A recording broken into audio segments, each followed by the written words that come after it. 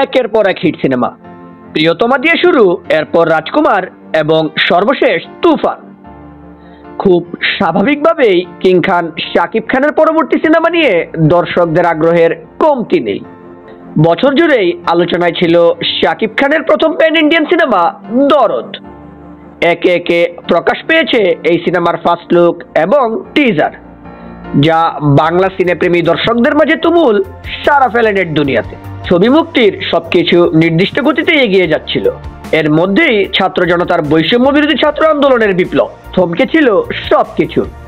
আবার যখন সবকিছু স্বাভাবিক হতে শুরু করেছে, ঠিক তখনই সিনেমা অঙ্গনে এসেছে নতুন হাওয়া।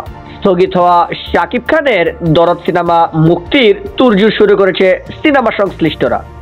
এবার জানা গেছে বহুল প্রতীক্ষিত বাংলাদেশের প্রথম প্যান ইন্ডিয়ান সিনেমা দরদের মুক্তির সময়।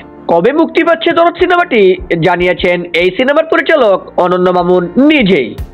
তিনি বলেন, আমরা সিনেমাটি গত ফেব্রুয়ারিতে মুক্তি দিতে চেয়েছিলাম, কিন্তু অনেকগুলো ভাষায় ডাবিংটা শেষ করে উঠতে পারিনি।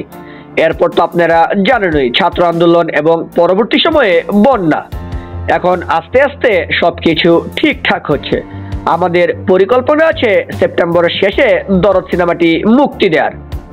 সেপ্টেম্বরের শুরু থেকে প্রমোশনের কাজে নামবো, সেটাও দেশের সার্বিক পরিস্থিতির উপর নির্ভর করে।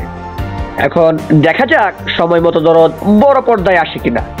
সকল সাকিবিয়ানরা শাকিব খানকে বড় পর্দায় দেখতে অধীর আগ্রহে অপেক্ষা করছেন।